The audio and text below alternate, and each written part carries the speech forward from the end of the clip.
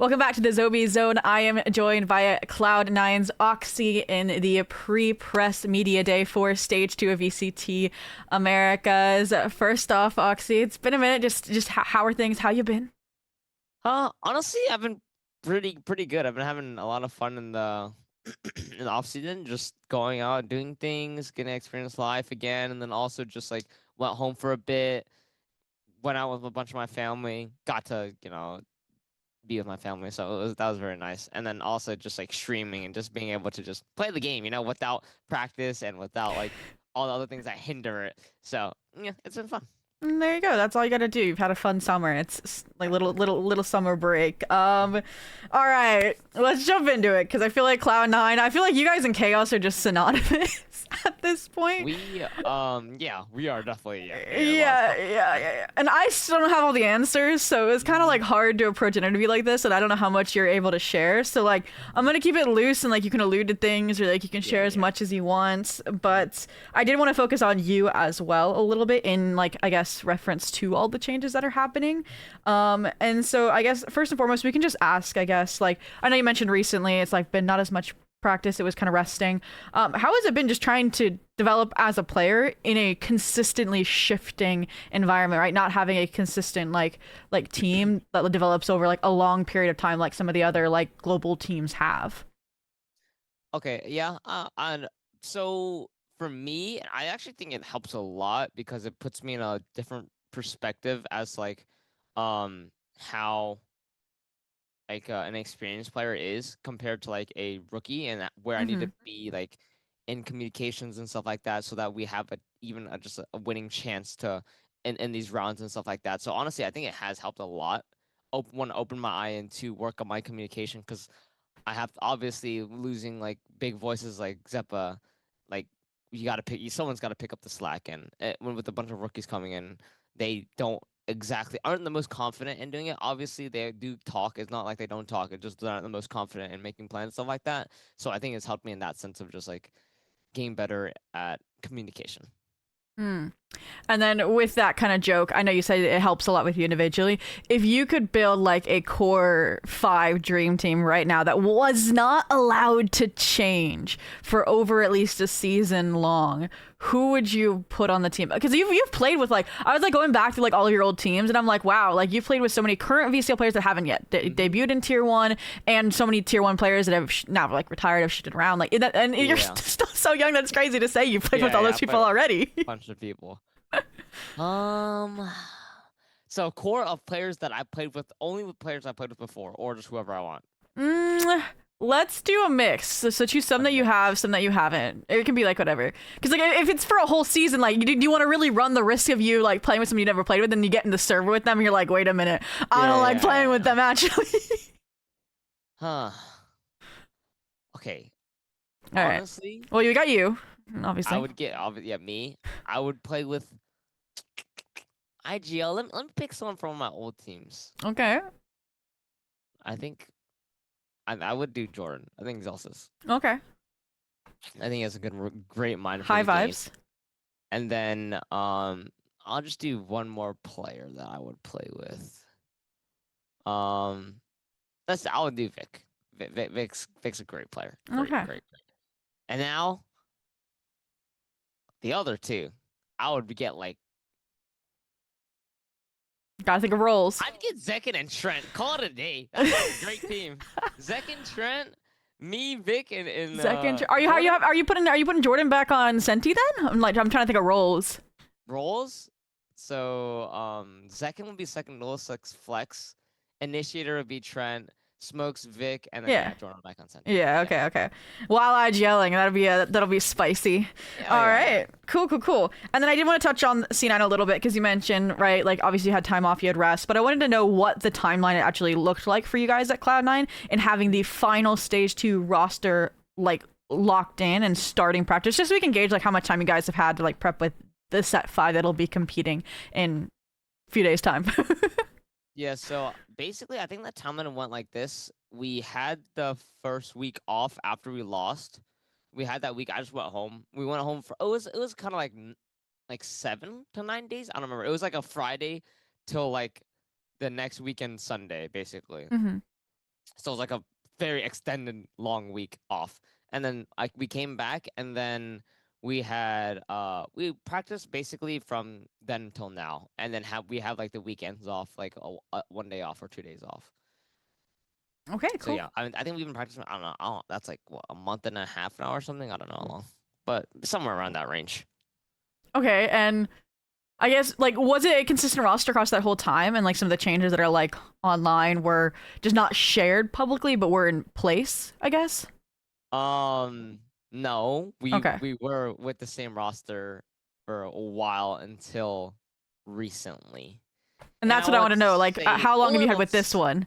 yeah, yeah. So this one, we have like a week. I mean, not a week. It's been like two two practice days right now. We'll cut the cam. We'll cut the cam. We'll look forward to the month. No, I'm Yeah, joking. yeah, But yeah. that's good context to have. And again, it's like it's still the same course, so all that work and that Yeah. groundwork will be there. Yeah, yeah, it's a ground. There's a lot of things behind the scene I won't say, Don't but have to. it's like very hard to say. It's just like, I mean, the best way to put it is just things weren't working. I mean, to be honest, that's really Yeah. how it goes. And like, yeah, that's just how it was. That generally, like, it was just not gonna work out. So we had to make like a change. So, yeah. Yeah, I mean, when you can't get to champs off champs point, need a first or second finish Yeah, to make you champs. need It's like, understandable to yeah, want something that works. And speaking of finding exactly. what works for you, I know you mentioned you were super excited to see where Cloud9 would head with the Initiator and the Senti rebuffs, which with maybe a departure from the double duelist. And that was Hmm. all like in theory since the patch hadn't come out. How have you found it Exactly. now getting to play ranked, getting to play scrims with those changes live? Not gonna lie, it hasn't changed at all. They did not nerf Phoenix. They didn't nerf it No, at all. He still has both his flashes. He still has 6 ult orbs. So everyone's still playing Phoenix. So everything is still the same.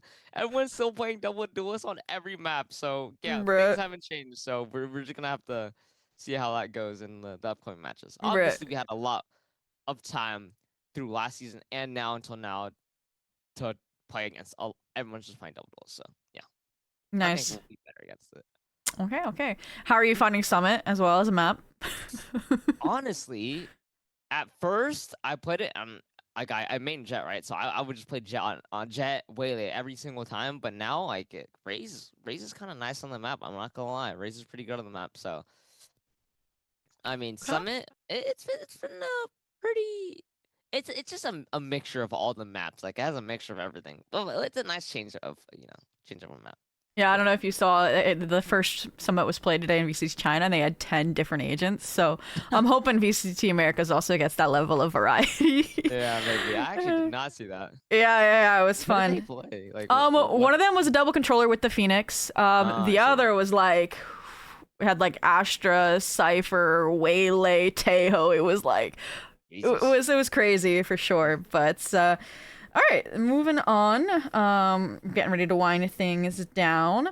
I have two rapid fire questions that I'll save for the end. So then I think a good thing to end off on is what are you looking forward to most for this stage? Whether it be a certain team that you get to play against in groups, whether it's some of the changes to VCT Americas in stage two, like the play-ins and some BCL teams, or even just the possibility of that stage finals being in Brazil. Honestly, I think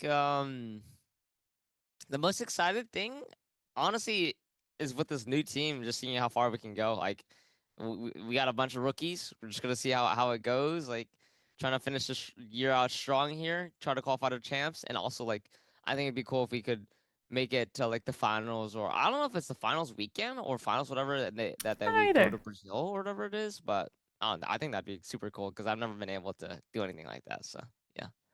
Amazing. And then we'll go ahead and wind down with the two rapid fire questions. You mentioned it spending a lot of time with family, and both of those are kind of like check-ins or some fun questions when I was going back through interviews to ask about.